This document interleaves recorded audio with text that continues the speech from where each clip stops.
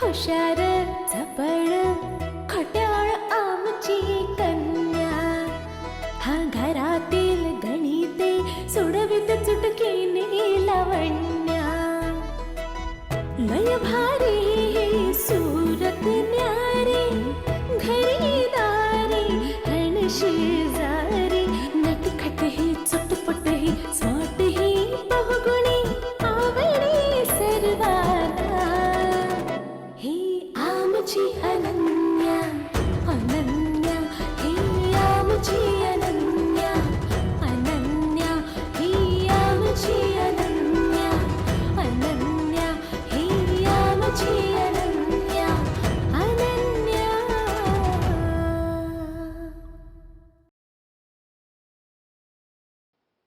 हो ग, म्हणूनच तुझी वाट बघत दिवसभर शांत बसून राहिलोय. पण आता तू तिच्याशी बोल. म्हणावं ऐन परीक्षेच्या वेळी आहे ना, हे असे तुझे नसते उद्योग बंद कर ताबडतोब.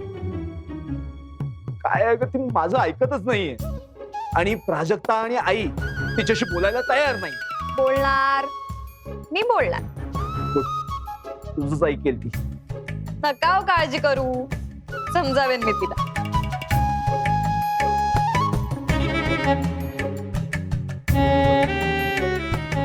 कधी? उद्या उद्या सकाळी. आता जा आणि तिला चांगलं खडसावून सांग. जा. बरं बरं, जाते.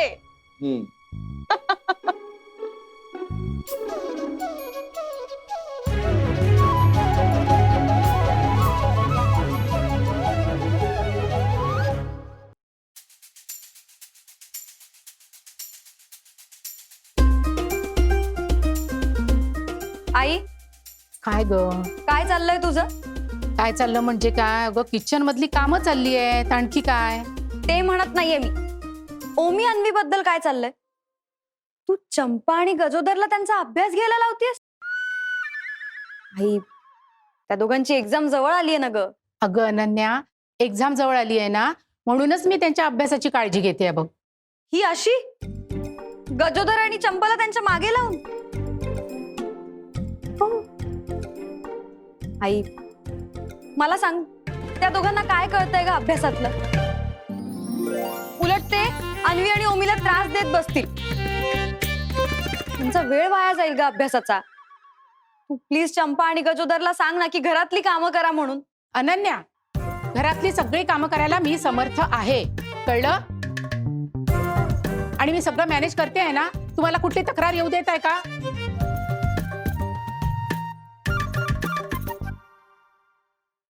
आई, मी काय म्हणते एकदा ऐकून घेशील का? ठीक आहे, तू म्हणतेस ना की चंपा आणि गजोदर त्या दोघांचा अभ्यास घेऊ शकत नाही. ठीक आहे, मान्य आहे ना मला. पण मग जर का उद्यापासनं तू घरी राहून त्यांचा अभ्यास घेणार असशील ना, तर मी आत्ताच चंपा आणि गजोदरला इकडे किचन मध्ये कामाला बोलवते. घेणार आहेस? अगं,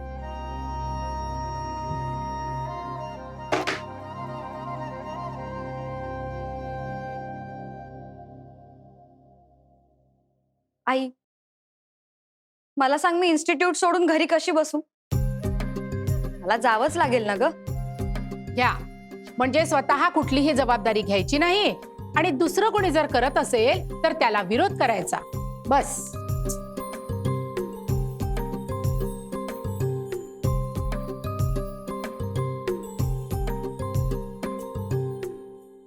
मी खरं सांगू, ओमी आणि अन्वीचा अभ्यास घेण्याची मुळात काही गरजच नाही. ते दोघं करतील ना आपला आपला. तू फक्त त्या दोघांना त्रासदायक ठरेल असं नको ना करूस. काहीच त्रासदायक ठरणार नाहीये बघ. आणि कुठलाही त्रास सहन केल्याशिवाय काहीही मिळत नसतं, हे लक्षात घे अनन्या. आणि त्यांना जर 95% मार्क्स मिळवायचे असतील ना, तर त्यांना ही मेहनत करावीच लागणार आहे. मला सांग, 95%च्या वरती मार्क्स मिळावे असा हट्ट काय आहे तुझा? का म्हणजे जगातल्या सगळ्या मुलांना 90%च्या वरच मार्क्स मिळतात आहे. जगातल्या सगळ्या मुलांना 95%च्या वरती मार्क्स मिळतात? हो. हे कशावरून म्हणतेस तू? म्हणजे माझं ते महिला मंडळ नाही का, तिथल्या माझ्या ज्या मैत्रिणी आहेत ना, तर माझ्या मैत्रिणीच्या ना सगळ्या मुलांना 90% जास्तच मार्क्स मिळतात आहे बघ. अच्छा, म्हणजे त्यांना 90%च्या वरती मार्क्स मिळत आहेत म्हणून तुला असं वाटलं की जगातल्या सगळ्याच मुलांना तसे मिळतात. आई, अगं तुझं ते छोटस महिला मंडळ म्हणजे अख्खा जग आहे का? ते मला नाही माहिती बाई. बस मी ठरवलंय, अन्वी आणि ओमीच्या अभ्यासाबाबत मी काहीही ऐकून घेणार नाही. आणि एरवी अनन्या, तू जे सांगतेस ते सगळं मी ऐकते ना. बस, पण या बाबतीत नाही हं. आई, नाही, त्या दोघांच्या अभ्यासाच्या व्यतिरिक्त तू माझ्याशी काहीही बोल. तो विषय नको.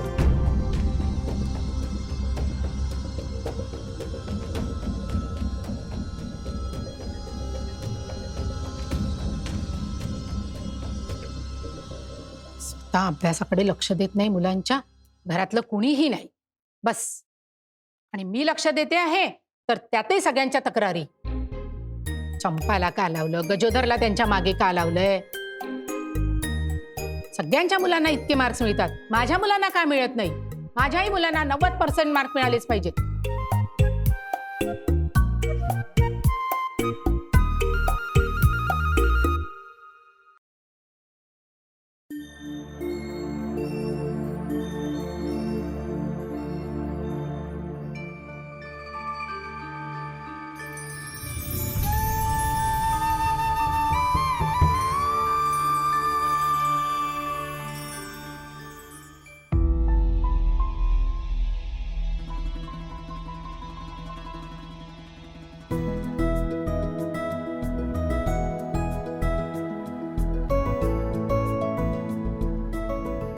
बाबा निघते मी. अरे वा, चालेल.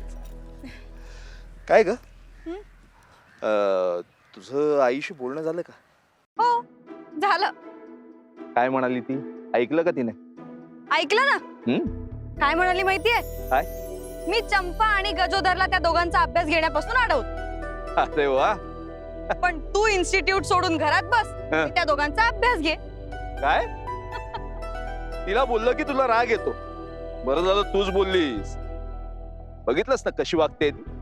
जाऊ द्या हो, मला मान्य आहे सध्या चुकतीये ती. हो. पण हा, म्हणून तुम्ही तिला काहीही बोललेलं मला खपणार नाही. बरं बाई, नाही बोल. पण काय ग, आता करायचं काय?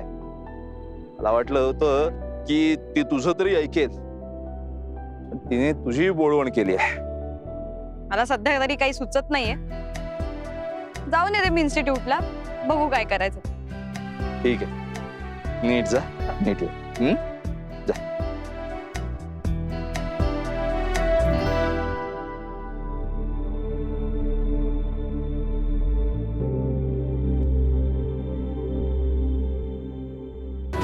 अनन्या हिया माझी अनन्या.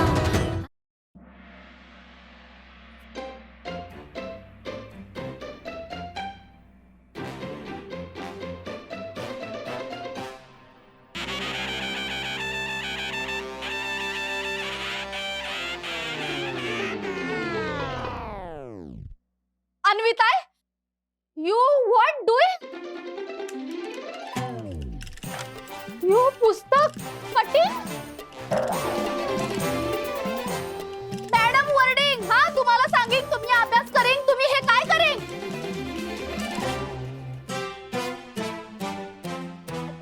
चंपा टिकली, तू का नाही शिकली? आय शिकली. हा, म्हणून आय टिचली ना. टिचली, तू जर शिकली असतीस ना तर तुला कळलं असतं. ए, माझा अभ्यासाचा प्रकार आहे. ए स्टॉप. सायलेंट. हा, मुलगी शिकली, प्रगती झाली.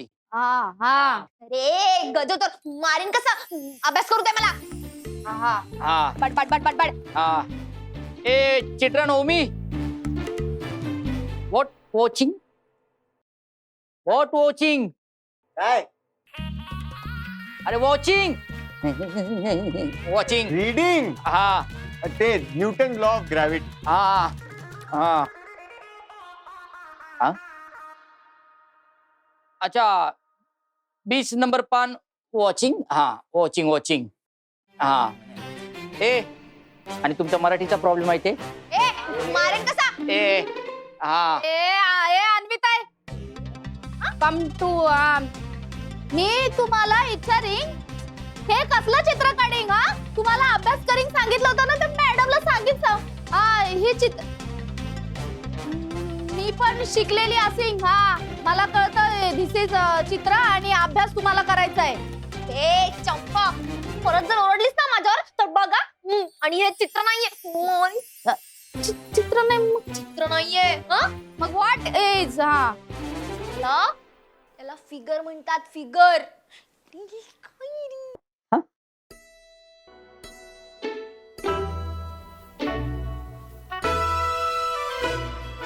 ए काय ते तुम्ही फिगर बद्दल बोल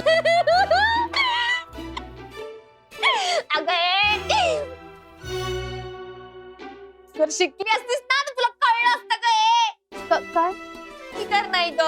फिगर फिगर म्हणजे डायग्राम डायग्राम आकृती. हा असं होय. म्हणजे मी आतापर्यंत ह्याच फिगर बद्दल ऐकलं होतं ना म्हणून आपलं मी शिकली आहे. हा हा हा हे ओरडायचं ना.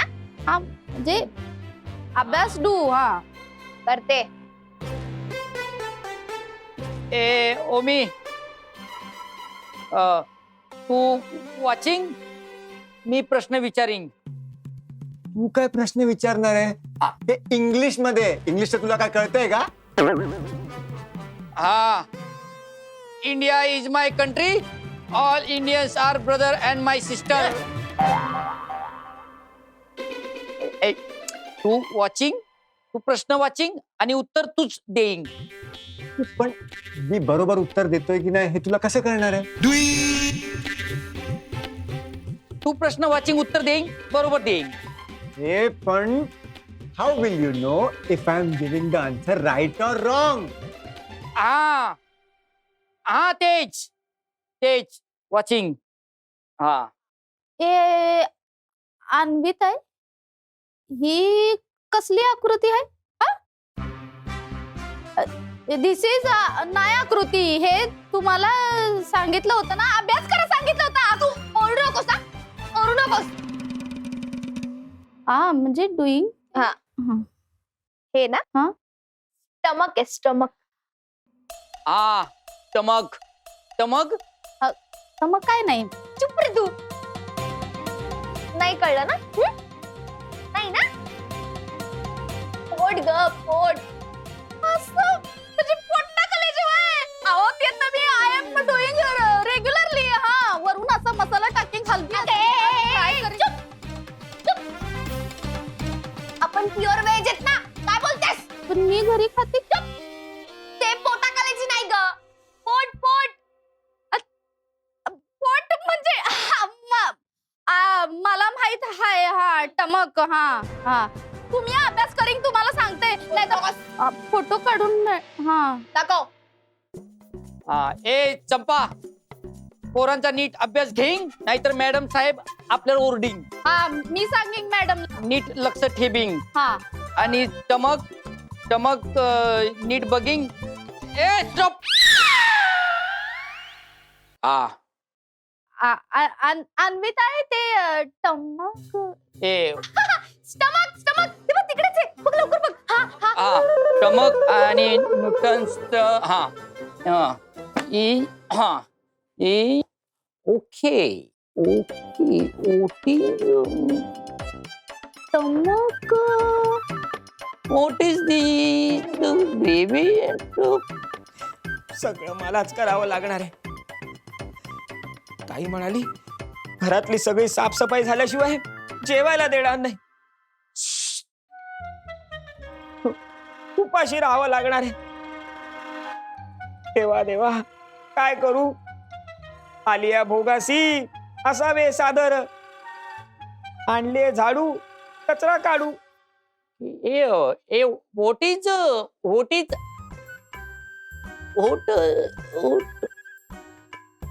Newton law. न्यूटन इकडे मामा हा? व्हॉट इकडे काय करीन हा झाडू आणि नीट सगळा कचरा काढीन. हा ए गजोदर, तू जास्त बोलू नकोस हा.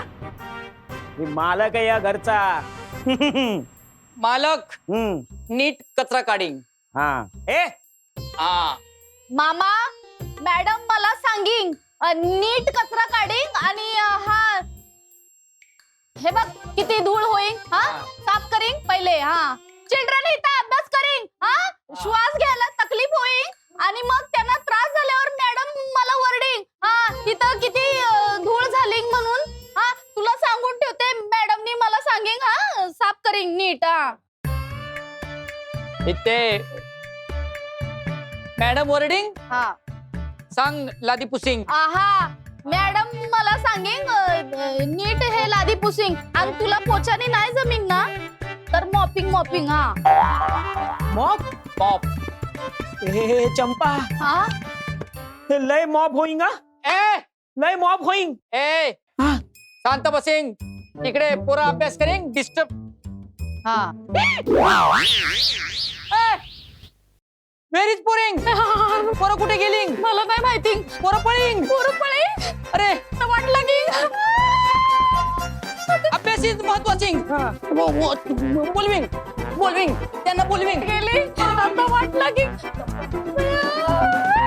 माझ्यावर ओरडे.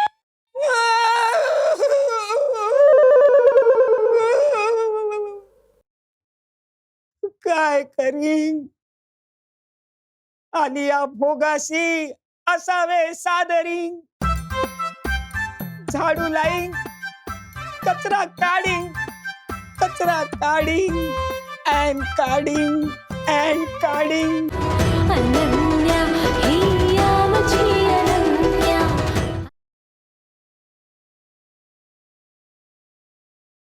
मदर टेरेसा यांना आजच मिळाला होता भारतरत्न पुरस्कार. पोपद्वारे संत म्हणून उपाधी.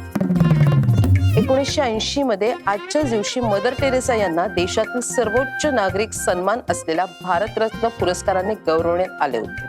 त्यांनी त्यांचे संपूर्ण आयुष्य गरीब, रुग्ण, निराधार लोकांच्या सेवेत व्यतीत केले. 26 ऑगस्ट 1910 रोजी प्राजक्ता, काय आहे? तू आज किती सुंदर दिसतेस ग. कशासाठी आलायस इथे? मी इथे बसू. बसा.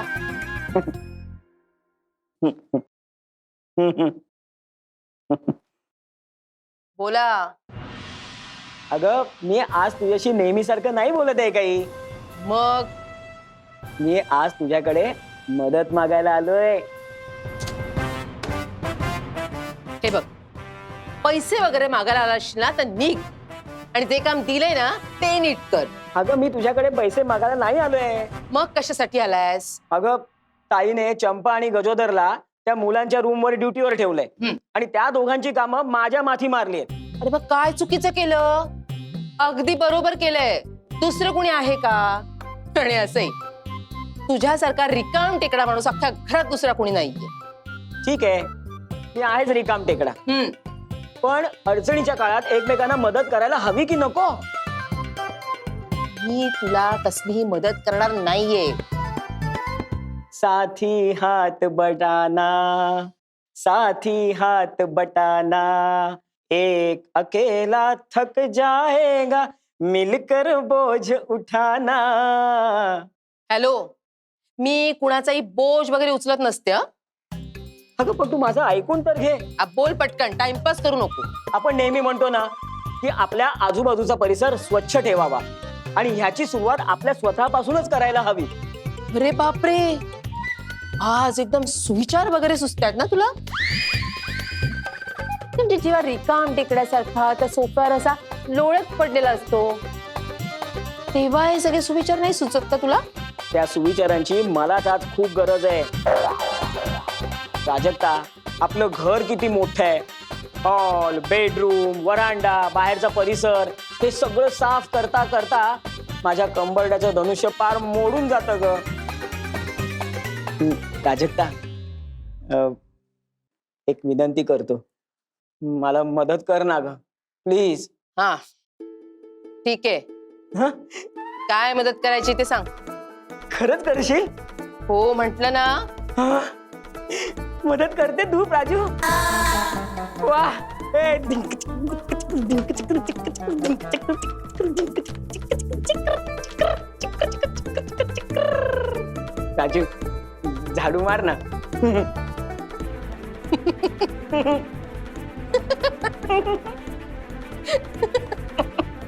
मी झाडू मारायचा आहे. बघा हो. आता तू म्हणतोयस म्हणून मी झाडू मारणार आहे. नक्की हो. आणतो झाडू इकडे. घे झाडू मार. थँक्यू प्राजक्ता. थँक्यू प्राजक्ता. एक काम स्वतःला दिलेलं करता येते. जाऊ दे. काय करते? काम टेकडा मामा.